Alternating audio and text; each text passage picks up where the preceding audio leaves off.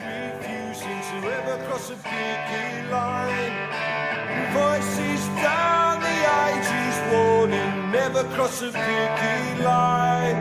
You must never cross a picket line.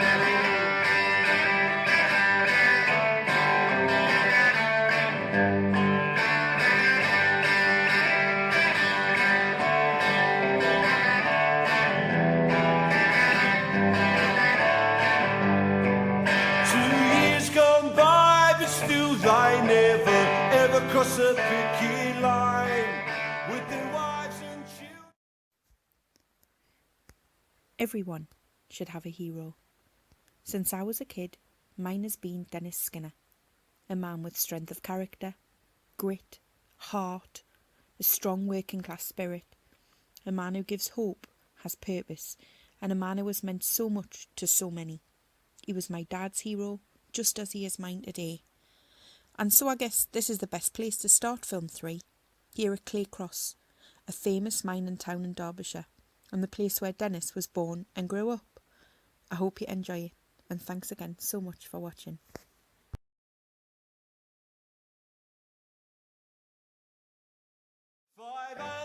Men sacked for refusing to ever cross a picket line.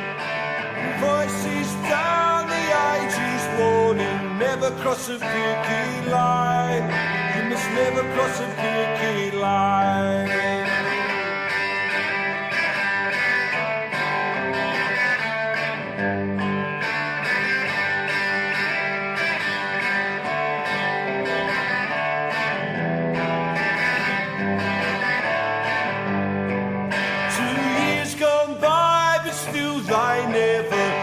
Cross a picket line with their wives and children, they stand together. Never cross a picket line. You must never cross a picket line. Look away, look away, look away out west to San Francisco. Look away, look away, look away down south to Sydney Harbour. The dockers have organised the world's longest picket line. Technically this is an illegal strike, never cross a picket line. But technically workers have no rights, never cross a picket line. You must never cross a picket line.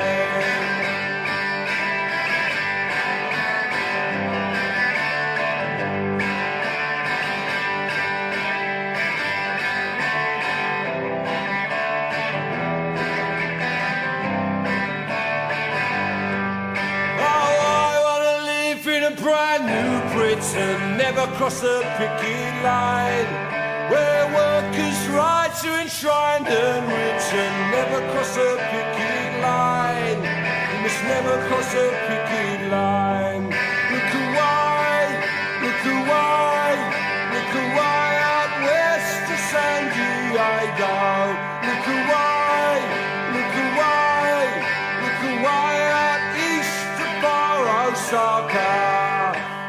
The dockers have organised the world's longest picket line.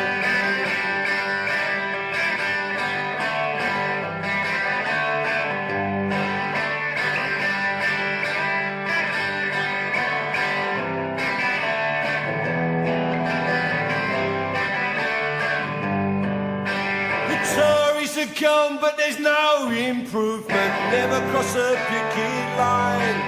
Now where is the might of the Labour movement? Never cross a picket line. You must never cross a picket line. Look away, look away, look away down south to Auckland City. Look away, look away, look away out west to old Vancouver. With the dockers have organised the world's longest picket line. For the dockers have realised you must never cross a picket line.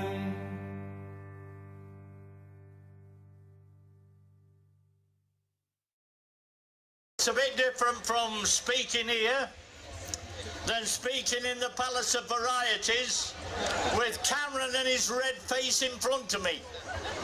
Little does he know, we've all got red faces on here today, but his red face is all about lying. And so I shout from that bench when I don't get called, I shout, he's going red again.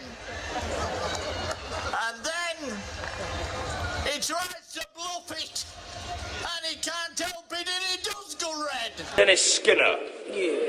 When the cheering has died down on the budget statement, just like on previous occasions, like in 2010, when he made his first statement, when it was stripped bare, it was a totally different story. Then in 2010, he promised to massively cut the deficit, and here we are, 2.5 years later, he's cut the nurses and cut the National Health Service. This posh boy never changes. Now, instead of being a Bullingdon boy that wrecks the hotel rooms, now as Chancellor of the Exchequer, he wrecks the economy, and time he went. Mr. Dennis Skinner. Isn't it a bit premature to be talking about the real recovery? Doesn't the Prime Minister realise that it's insulting to those 4 million people who haven't got a full-time job? And all those people that are on 0-hour contracts, those people without money that are borrowing from Wonga, which is lending more money than many of his beloved banks.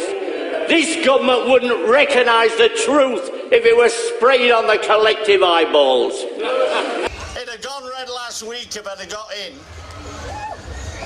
I had shot up to catch the Speaker's eye about 20 times, but I never made it.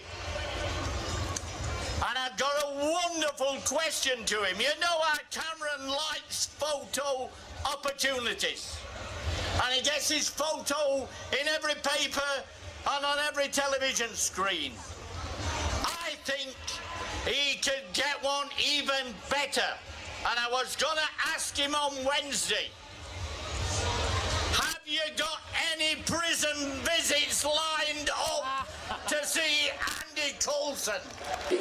Now that he's lecturing Greece about the need for growth, and we need a little bit in Spain, so he says, and also in the Eurozone, for the sake of clarity, can we get to the bottom of this growth here? Repeat these words after me. I'm going to drop the austerity plan and go for growth in Britain. Now's your chance. Mr. Dennis Skinner. Yeah. All those royal colleges, all those nurses, all those doctors know that this bill is about privatisation. Absolutely. Along come these tin pot liberals, and they put forward an idea to make a few marginal shifts. It's the biggest contract of all time. This is about trying to save the face of these people that should have opposed it from the very beginning. Drop this lousy bill. Mr. Dennis Skinner.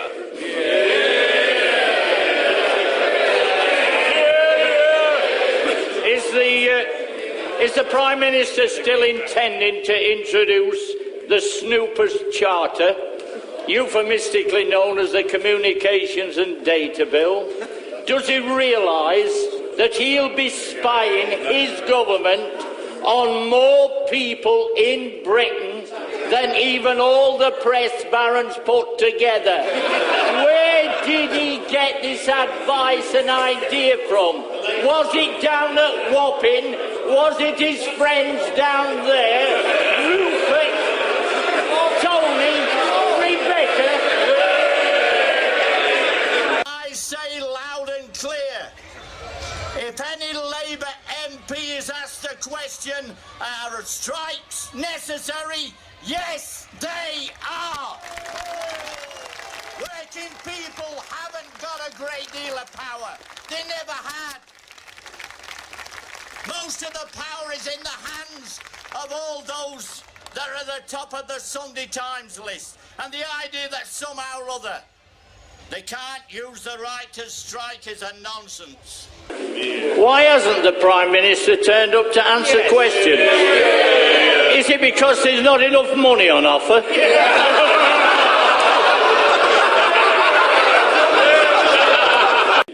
Doesn't this statement today sum up this heartless government that inhabit Millionaires' Row, sacking hundreds and hundreds of disabled workers in areas of high unemployment, where some of them in areas like mine that were finished by Remploy still haven't got jobs. It's time now that this government and their accompaniment here, these tin pot liberals, understood that this is the most heartless thing that they've done since they've been in power. It's time they went. I have to tell Dave, I didn't actually make a decision myself about Parliament. I was called upon by the Derbyshire miners to fight a man that left the Tory party. He worked on the BBC. He was like the Paxman of his day, and he was going round Bolsover, winning friends and influencing people. And they said, Dennis, get on the bloody parliamentary panel and stop the bastard. Which I did. Doesn't the Chancellor realise that he'd have a much stronger case in terms of loans to the IMF if he wasn't practising austerity here in Britain and calling upon all the families to pay for the bankers? Doesn't he recall that when the IMF was set up, we had a Labour government that introduced a National Health Service, built a welfare state, built education for all, and left us with less than 500,000 people unemployed? They went for growth, and that's the kind of policy he should be going for here, instead of calling for austerity for everybody else. Dennis Skinner. Isn't this scenario getting a bit boring? When he went there on his own, fighting alone, he come back with nothing. He's now formed alliances with all those dodgy people he referred to, and he's still brought nothing back. Even John Major came back with 2 opt-outs. Even John Major. That 84 strike, if it had been won, the most honourable strike in the trade union history, where a man at 60 was prepared to surrender his mortgage and the roof over his head for a miner at 16 in another coalfield that he'd never met. That is honour, and never forget it. And if we'd have won that battle, we would have changed the course of history. Thatcher would never have got round to selling off the public utilities. You remember the story? Let's have a share owning democracy, she said. And you can all buy shares, and you can own water and energy. The truth is, after 20 years, they're all abroad. Every single one of them. Is the Secretary of State aware that when the Working Neighbourhoods Fund was created, what they did in Bolsover and Chesterfield local authorities is to provide lots of apprenticeships in North Derbyshire? Unless that Working Neighbourhoods Fund is carried on through 2012, then those apprenticeships, which is like the song and dance of one of his ministerial colleagues, will be gone. What's he going to do about it? I wonder if the Minister has seen the film Groundhog Day. Because I was here in the early 90s with another Tory government, another Euro crisis, another Prime Minister battling for his life, the same players only this time there's about 40 more Tory rebels, and it finished up with the Prime Minister being kicked out of office. Isn't this new proposal of stripping employment rights for workers another example of how this Tory and Lib Dem government are determined to attack workers' rights whilst letting the bosses off the hook? Workers have already had a pay freeze. They're all having to work longer for pensions, while the bosses are getting bonuses and even fatter pensions. Whatever happened to we're all in it together? The Secretary of State is fond of talking about rebalancing the economy.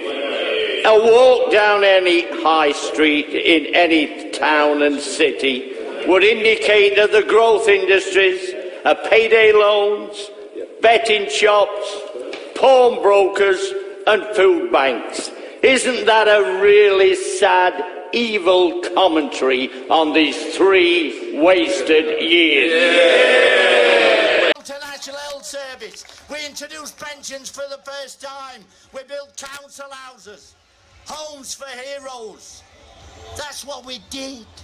So the idea that you can't do anything because of austerity is the biggest load of lies I've ever heard. That Tory front bench on Millionaires Row wouldn't recognise the truth if it was sprayed on their eyeballs. We've got to abolish Atos, Cabida, G4S. We've got to introduce a Robin Hood tax that'll frighten the life out of the people in the City of London. Let's do it. Let's do it. And then we can direct it straight to the National Health Service. Every penny of that tax, the people would respond to that if they knew that's where the money was going. So, lots of things to do and lots of things to say. All I say to you is, this big meeting inspires me. I think Cameron didn't know about this place when he talked about the big society. Because I've been addressing it since 1978. And that bloody idiot who went to Eton educated beyond his intelligence didn't know it existed in Durham. Yes, it is inspiring. And that's why I feel as I do. I know that when I come back here, there'll be a warm reception. I know it'll not be picked up by the press and the BBC and by Andrew Neil, who's had more hair transplants than Michael Jackson. I know that. But what I do know is this. There are 2 people that have left us, Tony Benn and Bob Crow. And if they were here, they'd be cheering to the echo. That's what Durham means to all of us. Never let the spirit die. Let's start building the manifesto here in Durham. The Durham Manifesto for Tony Benn and Bob Crow. Thank you very much. Mr. Dennis Skinner. One business that's not growing, and the business secretary knows that as well as me, because we met him a few weeks ago about the demise of the deep mine coal industry. There are only 3 pits left now. Does he really want to preside over the demise of the last deep mine coal pits in Britain? 2 of them in Yorkshire, 1 in Nottinghamshire. They are reaching the end of their life. They have got reserves that should be exhausted. And I've got a plan, and he knows about it. This government should apply for state aid and get £70 million.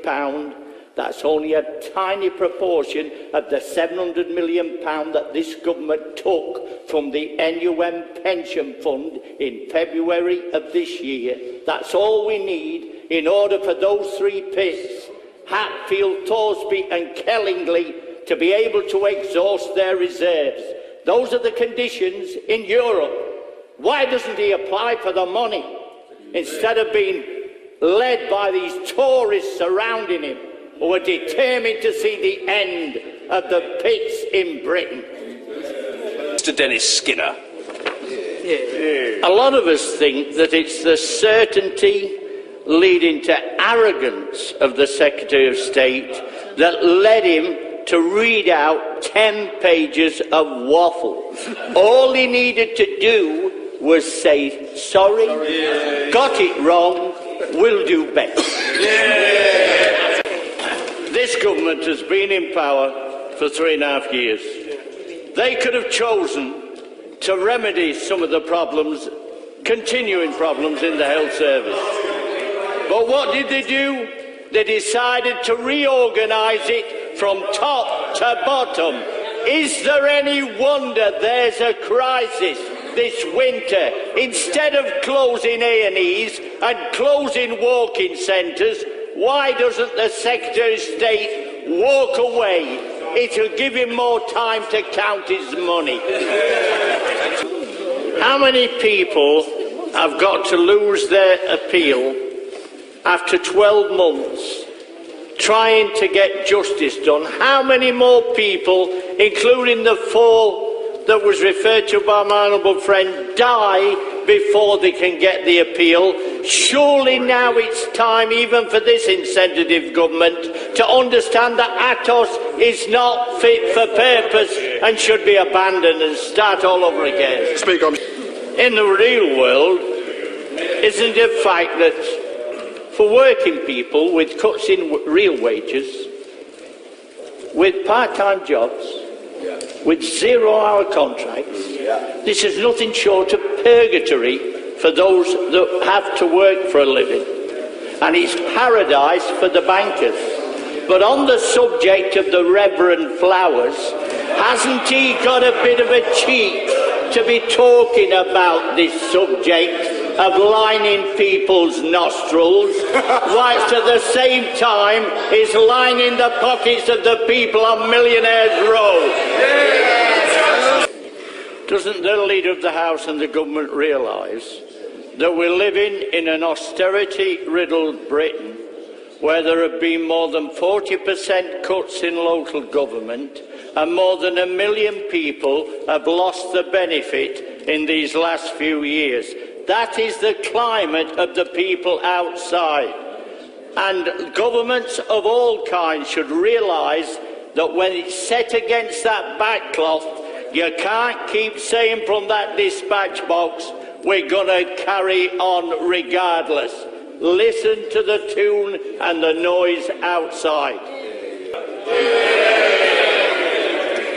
Doesn't the Chancellor realise that it's been 3 years of continuous failure? First a recession, then a double-dip recession, now the relegation of the pound sterling. If he'd have been a football manager, he'd have been out on his neck already. And the people think he's not fit to deliver the next budget. Why does he get out? The Prime Minister will know of the many injustices that have been meted out by Atos in the last few years. They were mentioned again on Monday at DWP questions. The latest victim was a farmer and a butcher in Bolsover who went to Atos in December 2012 and was stripped of his benefit. For 11 months he waited for an appeal, and then his aggressive cancer took his sight, took his hearing, and then last Friday took his life. Isn't it time that we put an end to this system where people that are really suffering should not be allowed an appeal, having to live on £70 a week, him and his widow? 2 things the Prime Minister should do. 1, with immediate effect, make an ex gratia payment to his widow to cover the suffering, the pain and the loss of income. And secondly, abolish this cruel, heartless monster called Atos. Get rid of it. Prime Minister. For purpose. The Prime Minister. Is the Prime Minister aware that his words would be much more credible if his view and reading of history was as good as all the stuff, the garbage he trots out. Namely, 12 months ago, this Prime Minister stood at that dispatch box and tried to get the House of Commons to join him in order to help and arm the ISIL guerrillas against Assad. Had it not been for the Labour Party, he would have been tracked on this hook. He wants to get on his hands and knees and thank the Labour Party for not taking Britain down that route. Is the Secretary of State aware that about 30 years ago, Mrs. Thatcher privatised countless public utilities? It was called the share-owning democracy. The British people would own the shares. They would last forever. It would be nirvana. The net result was that all of those public utilities, oil, gas, water, electricity, are all owned abroad. What guarantees can he give, as a little Liberal, just how we managed to keep this so-called share-owning democracy in this country?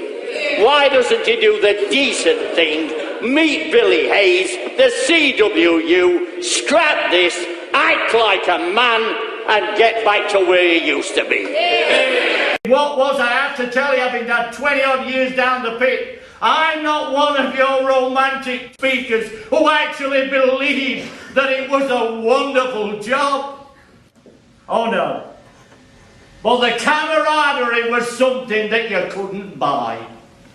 Probably not to be repeated anywhere else. Certainly not in the Palace of Varieties, where everybody is scrambling for the last word or the first. In the pits, it was about being together. It was about looking after one another, and it was about fighting for one another. And if you weren't coughing your lungs up, you're able to think about that collectivism, which really should be at the heart of every socialist that you meet. That's what it is. It's about fighting for somebody else, and the 84 strike characterised that. And because we knew we were right, and it's been proved we were right.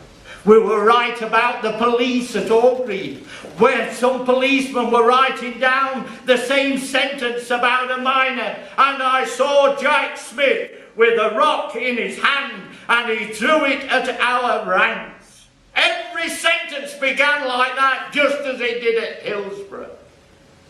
All that has come pouring out, so people know we were correct. And it's not often when you strike that you can relive, have the reels rolled back in front of your eyes and know that everything that you said has come true, and that the establishment and those in the higher echelons of society were lying through the teeth. As I told Thatcher once, and this dodgy Dave, you wouldn't recognise the truth if it was sprayed on your eyeballs. And I got away with it. I think I've said it so quickly that the speaker didn't latch on. Mr. Dennis Skinner.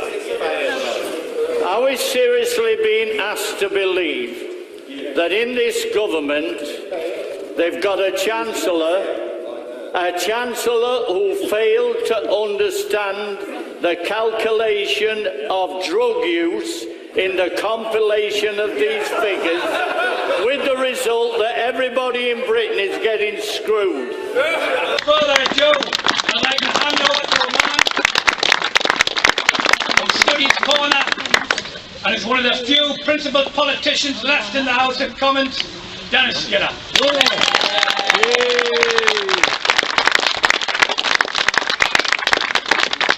Thank you very much, Dave.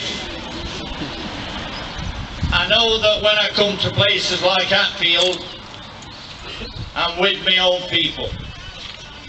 And I'll tell you, there's more people here than on any given day in the Palace of Varieties. When I was demanding that the pits stay open, the ones that Dave referred to, only a few weeks ago, I reckon there were about 30 people, including the Speaker. That was the sum total. Fortunately, one or two newspapers managed to convey what I'd said. The important thing is there should be a lot more pits open. And as I was telling them down in Kent last Monday, May Day, in the Kent, what used to be the Kent coalfield, we were involved in the most honourable dispute there's ever been throughout the whole of my life. Why? Most strikes are about money, wages and conditions. The 1984 strike was about a 16-year-old kid in a pit village in Wales being supported by a 60-year-old miner in Hatfield and Bolsover. Dennis Skinner.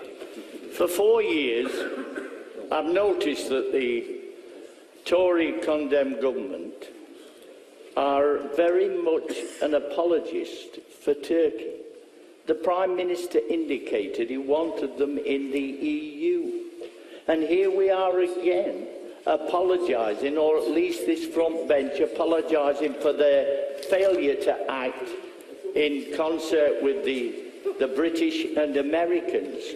What is it that gets the Tory ministers so engaged in wanting to befriend Turkey and get them into the EU? Skinner. This statement today sum up this heartless government that inhabit Millionaires Row, sacking hundreds and hundreds of disabled workers in areas of high unemployment, where some of them in areas like mine that were finished by Remploy still haven't got jobs. It's time now that this government and their accompaniment here, these tin pot liberals, understood that this is the most heartless thing that they've done since they've been in power. It's time they went. So they talk about why did the recession begin? Oh, was it Gordon Brown? Was it Tony Blair? It goes back to Thatcher. She deregulated the City of London so they could make money hand over fist. And people never stopped to think about it. It was all part of that great conspiracy that started with the steel industry and the miners and then the printers. And now the truth has come out, hasn't it? It's all in the cabinet papers. So if we want a manifesto to build, let's remember, it's a bit like 1945, isn't it? Every country's skinned. That's what happened after the Second World War. And those pioneers of the Labour government privatised all the privatised areas of Britain. They took them on. They built a national health service, a welfare state. And do you know at the end of the first 5 years of that Labour government after the Second World War, I'm old enough to remember, the unemployment was 2.2%. Can you believe it? We put people into work as well. How do you get out of a recession? There's only one way. You create jobs. You put money into people's pockets who have got the propensity to spend, and they spend it, and thereby cultivate the idea of other people are back into work, and it's a spiral of importance, enormity, if you start that process, and that's what we should be doing now. So, all this business about you, and a flat tax. You know what a flat tax is under UKIP? For everybody here in this hall, it means you will be paying the same taxation as the Duke of Westminster, who owns half of London. Is that what you want? Do you want to see the health service privatised? That's what Farage says. That's why it's important that we fight for the nurses and everybody else who are in the National Health Service. I'd like to see another 20,000 nurses in the health service. Create jobs where it matters. Let's get rid of this mantra that somehow you've got to balance the books. Dennis Skinner. How on earth can the Chancellor of the Exchequer justify a tax cut based upon £3 billion to those getting more than £150,000, like Nigel Farage, whilst at the same time he cuts the wages of nurses and midwives? What a load of hypocrisy. Mr. Dennis Skinner. On the question of the police notebooks, can the Home Secretary find out, it will be difficult, but it must be possible in this computer age, to find out how many police notebooks in reference to the Hillsborough inquiry were used by the same police in some circumstances in the 1984 miners' strike, who compiled notebook statements all saying the same thing for the first two sentences. I have to tell you that my view about the monarchy has been pretty much the same all my life. I remember in the pit village of Claycross, when I was a bit of a kid, during the Second World War, or maybe just a bit before, people were talking to me, kids on the streets were saying that they had royal blood. It was blue blood. And I just couldn't buy that then. I mean, my inquiry mind prevented me from being like the rest of the lads on the street. And they were very popular in those days. There's no doubt about it, notwithstanding King George VI not being able to speak properly on the radio, and I heard all that. Notwithstanding all that, they were popular. But there have been phases since when their popularity has waned, especially when Murdoch was the toast of the town, which he now ain't. Leader at the time, Steele. And I said, traditionally, you used to get your hands on that bloody dispatch box there, and you used to take money from the T&G in order for you to get elected in bloody Birmingham. Bugger off!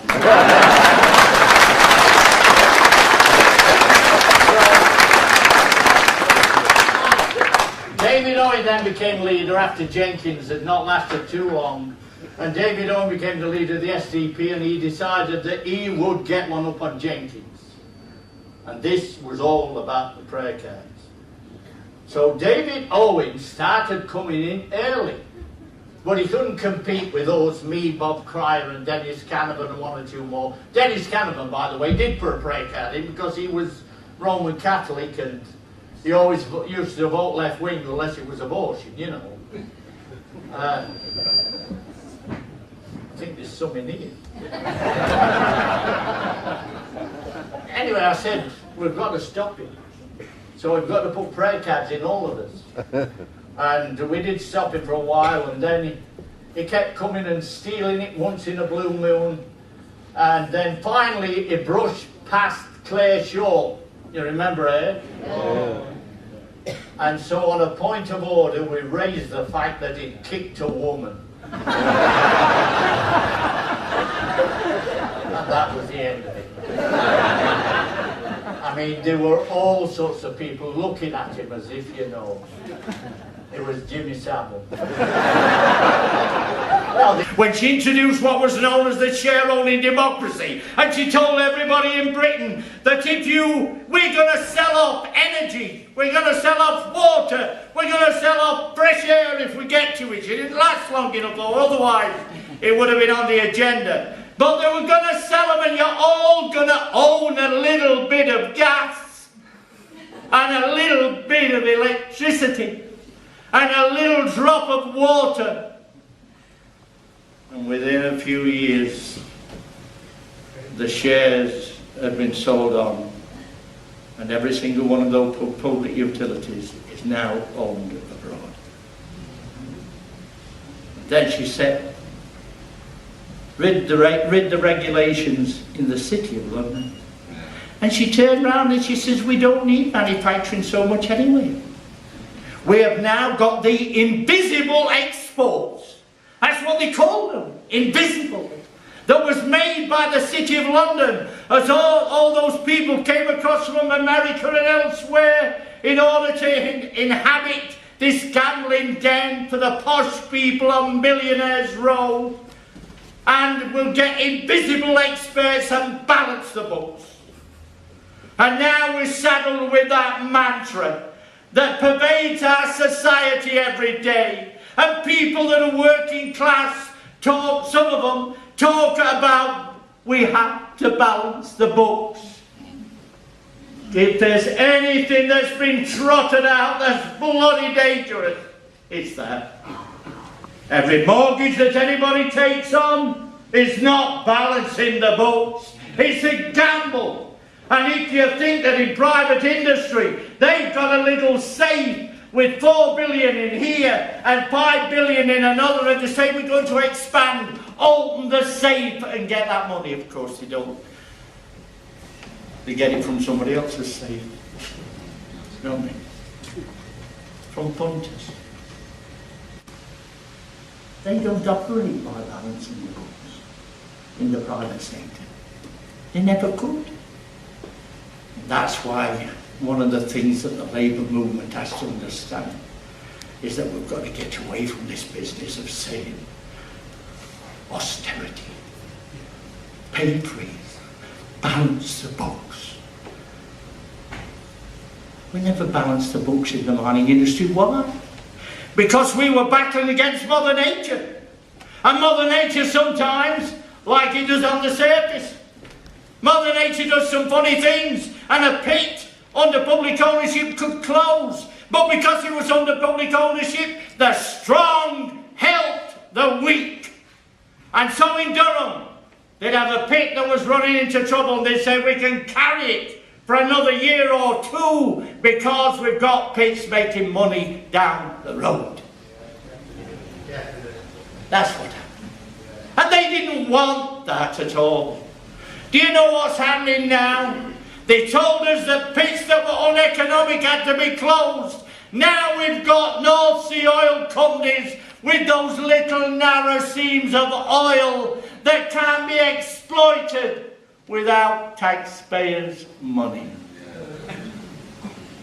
So we've lived long enough to find that out as well. Dennis Skinner. Well, the EU is a very big area, but Bridle Road in Stamford in Bolsover is relatively small. They've told me to ask the appropriate minister to sort out this broadband that they've been messing about with for 4 years in that Bridle Road Stamford area. He must have a letter, get it sorted. There are 3 pits left. 1,300 miners are due to be sacked at 2 of those pits. That will make it a minuscule small business. And instead of helping those pits to stay open and give them tax breaks like they do the oil companies, what has this government done to the small business?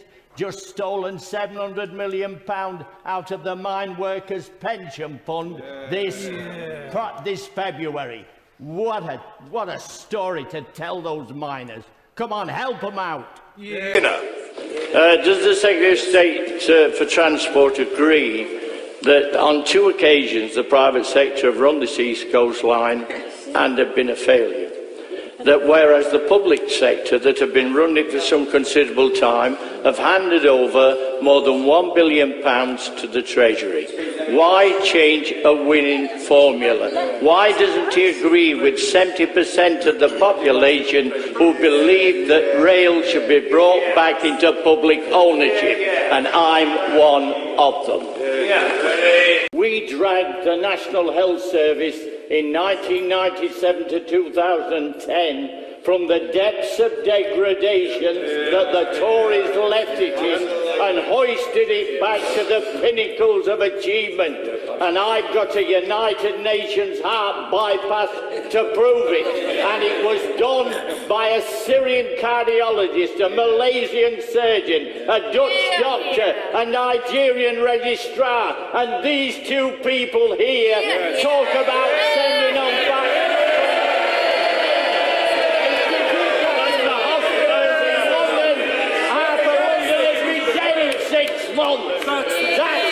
That's the facts about UKIP as well.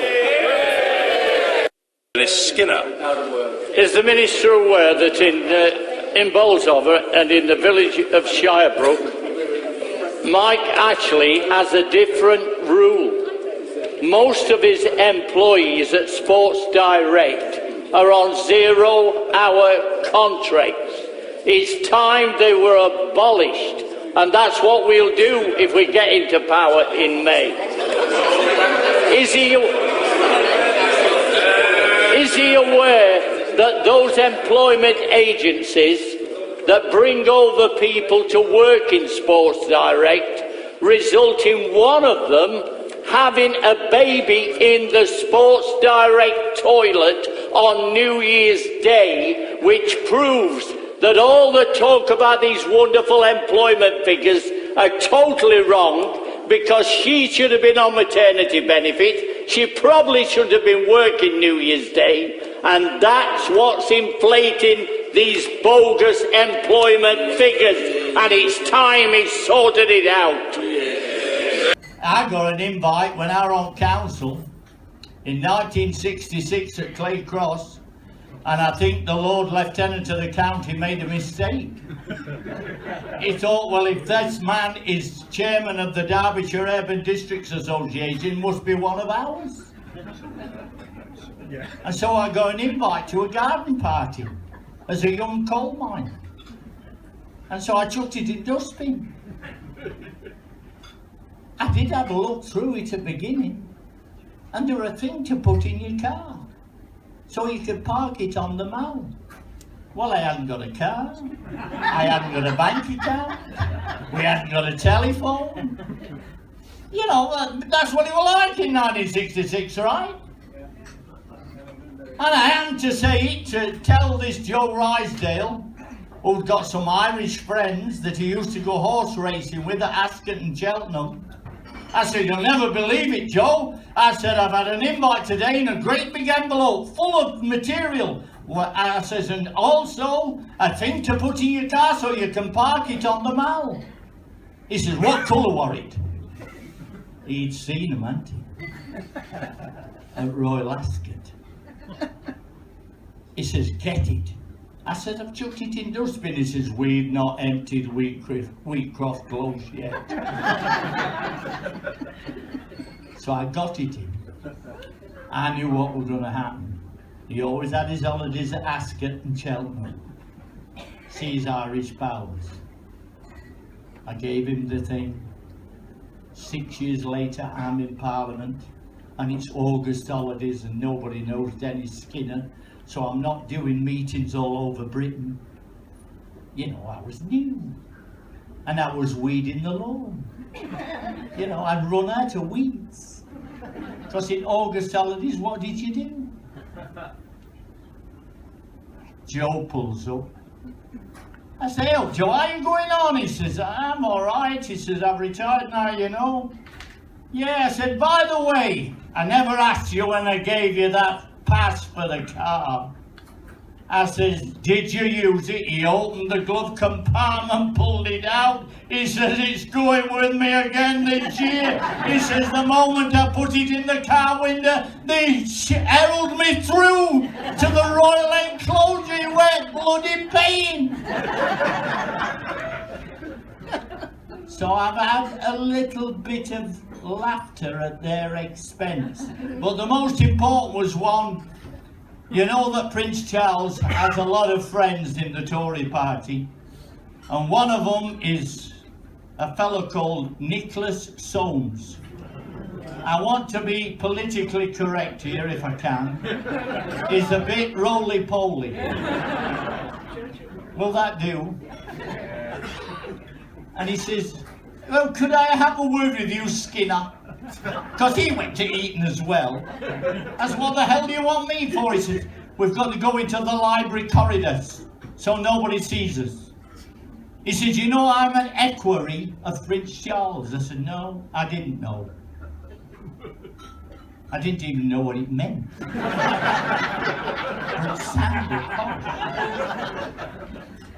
He says, he thinks you're a very interesting man and he would like to talk to you. I said, what's up? Has he got fed up of talking to the bloody plants? He says, what can we do with you? I said, not very much. Tell him to bugger off. I don't believe in patronage. I don't believe in free trips abroad and all the rest of it. I don't believe in pairing with the Tories or the absent together so they can go to Cheltenham to see the horse racing while I sit in here in the family room doing nothing when the bell rings for a division. I mean, that's what pairing is. You are not allowed to pair with somebody else or your business would go under, right? And you're not, a school teacher is not allowed to say, well, I'll not be coming in for the next week, headmaster, because I'm paired with somebody at another school 3 miles down the road. Yeah. I took certain decisions like that when I came here. So I'm not asking anybody else to do what I'm doing. But since I don't send emails, and sometimes I have to tell people, I'm sorry, I'm not taking part in this. And it's mainly because, as I say, they're not authentic in law. Tain't a proper signature. I've got Twitters and this, Dennis Skinner, the Beast of Bolsover and all the rest of it. It's got nothing to do with me.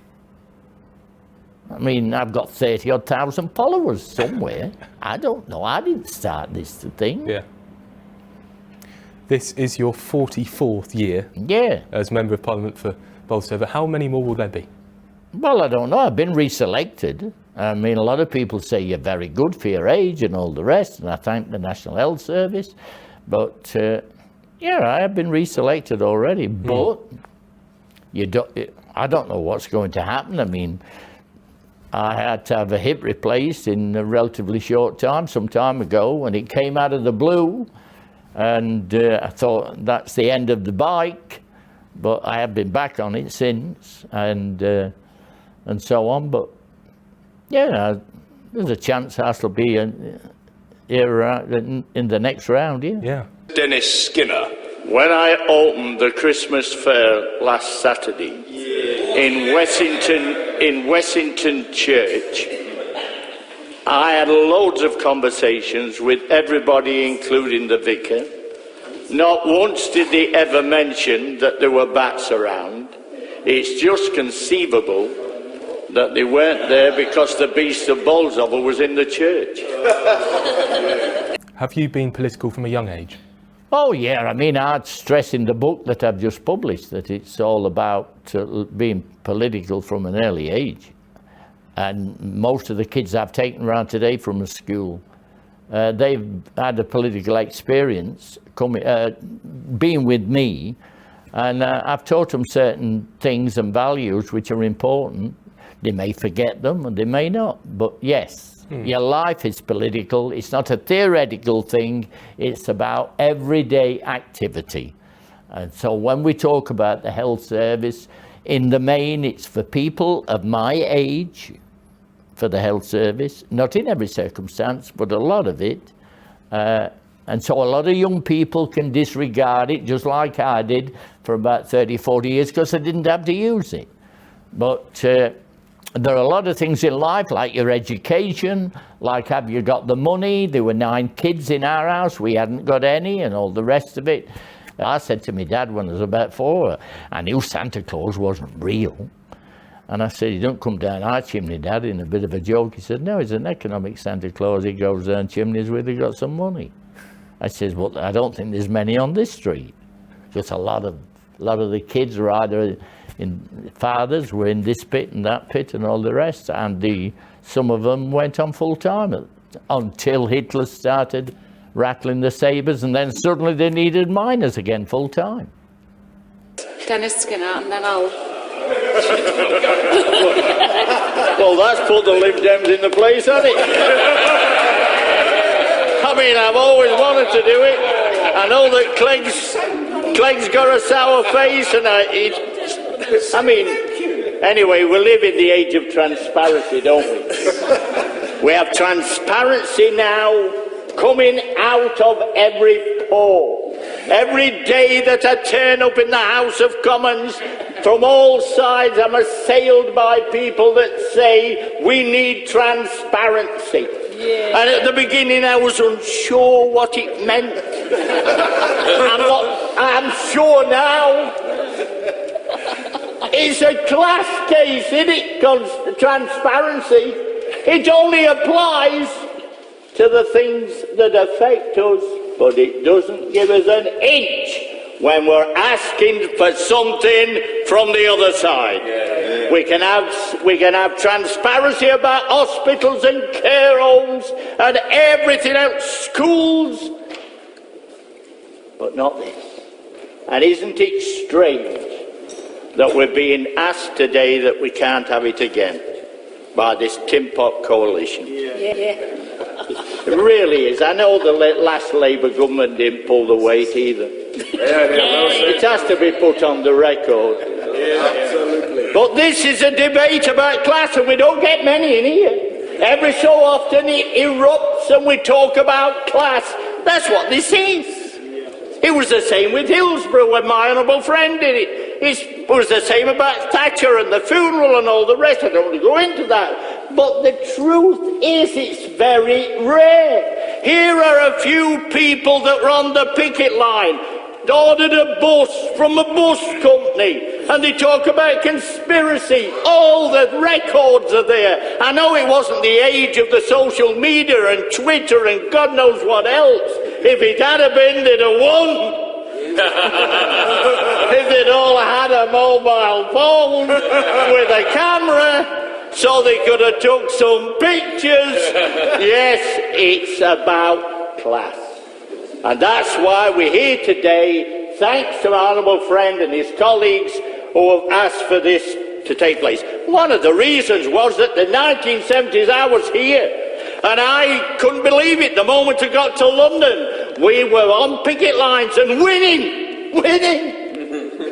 Doesn't happen very often. You have to treasure every moment. My father worked for 50 years in the pit, and he said that when they won the 1972 strike, he said, "It's the first time in my life." And all this talk somehow or other about workers having power. It's not true. And this is another example where they don't have it, or otherwise the papers would have been released. And what's more, this whole episode would not have begun. It began because of the climate of 1970 and onwards. Because the establishment then, the Heath government, were defeated by the miners in 1972 after a 7-week strike. A bit of pushing and shoving, that's true, at the end of the day at Saltcliffe, but by and large it was a relatively peaceful affair. The police were wearing long stockings underneath the trousers and told Tommy Swain instead of "I'm going to pay." That's what it was like by and large. And what happened then? There was the Upper Clyde shipbuilders. They won, they had a sit-in. And then there was the Vic Turner and Bernie Steer saying we're going to put some pickets on down at what is now Covent Garden at the docks. And they got put in Pentonville jail, and the Industrial Relations Act had been passed and got the royal assent here in Parliament. But what happened? After Vic Turner was put in jail with his mates, the official solicitor had to turn up, representing the whole echelons of the establishment and saying, they won't purge their own contempt, we've got to do it for them. And we said yes at a price, and so they had to put the Industrial Relations Bill in the long grass.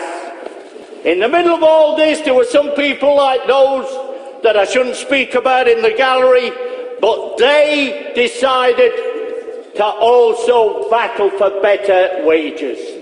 They'd never had great wages. They'd had a lot of injuries, had UCAT and the building workers, and so they decided in that climate to take a chance and fight for some better wages and conditions. That's all it was. The evidence was there. That's right. By all the accounts that we've heard. But the establishment decided that somebody needed a lesson. We'll take these on. We're lost to the miners. We're lost to Upper Clyde. We're lost to the Industrial Relations Act. We've got to have a victory. That's what this was all about. And don't let anybody kid yourself that when the echelons of the state decide to take action, the judiciary join them. And I don't care what their names are. It's been there apparent for so many years, and it's still apparent today. My time's running out. I want to pay a compliment to all those that have taken part, but I want to pay the final compliment to that face I saw in Lincoln Prison, Des Warren, fighting the establishment, refusing to acknowledge the prison conditions. And so when I call for transparency, it's the face of this. Who's the worst Prime Minister you've served under? This one takes some beating because he's suave and for a fairish period he was able to get his message across, but it's not working now. That suave demeanour is still there, but people have now realised he doesn't answer questions. And that's why you get a lot of people that put a question, say, and I want the answer, yes or no. I never heard people say that in the early years. People, by and large, most prime ministers will make an effort to give a proper answer to the question. But this prime minister just goes on and on and on and avoiding an answer and talking about some other thing. I think he has been, do you think, David Cameron's best achievement in office this term? David Cameron? David Cameron's as do you Prime think Minister. I spend my time thinking? No, I don't think you do. Hence I don't think he's done anything for most of the people that I represent. Not a thing. 500 men sacked for refusing to ever cross a picket line. Voices down the ages warning, never cross a picket line. You must never cross a picket line.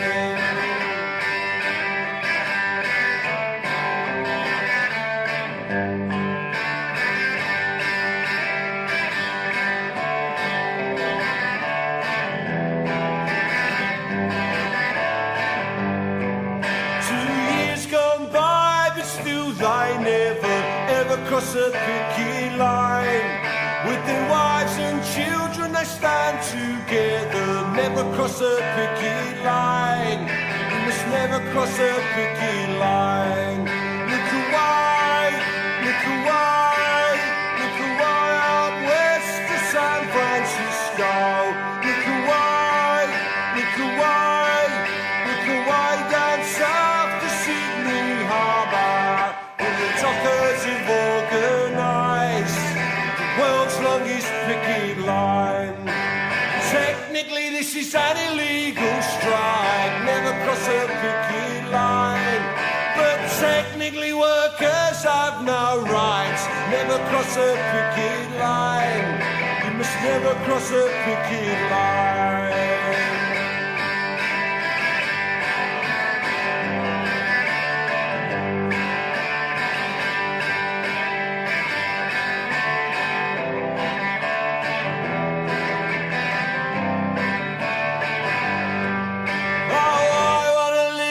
Brand new Britain, never cross a picket line. Where workers' rights are enshrined and written, never cross a picket line. You must never cross a picket line.